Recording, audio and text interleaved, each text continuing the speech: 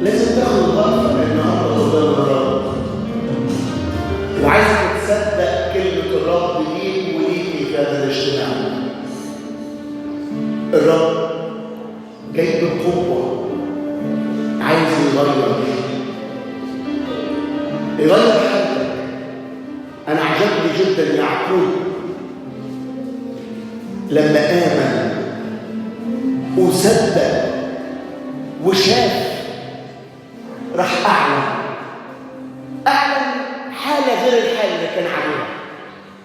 أعلن وقال كده: ما هذا إلا باب الله، باب السماء. أعلن كده وقال الوقت ده هو أنا بعلنه إنه للرب، والمكان ده هو أنا بعلنه للرب. لو في مشكلة معاك اعلنها ويا رب في اسم رب يسوع بحطها قدامك وأنا واثق إنك هتقدمها. لو تعبت فيها كتير النهارده بتغير فيها. أنا بستقبل إيدك اللي بتغير فيا، مش بتغير في ظروفي بس. على فكرة أنا هقول الكلمة دي مهمة أوي. يعقوب ظروفه كانت زي ما هي، بس الرب غير في يعقوب نفسه.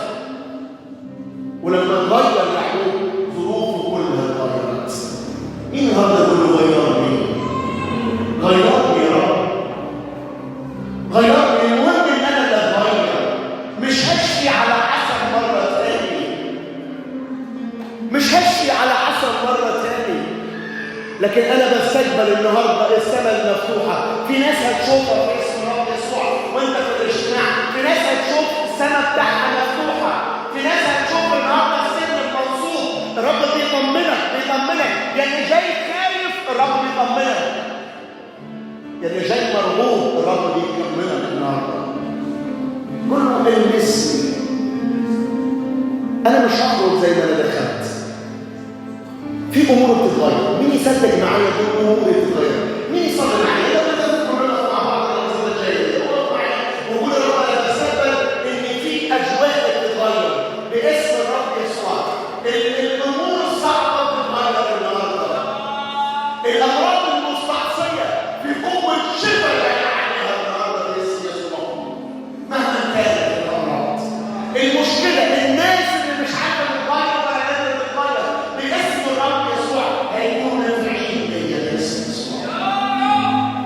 انا اؤمن ان في هذا الاجتماع لو في حد مش قادر يتحرر من امر معين، الروح القدس ياتي النهارده وبيتم باسم الرب يسوع.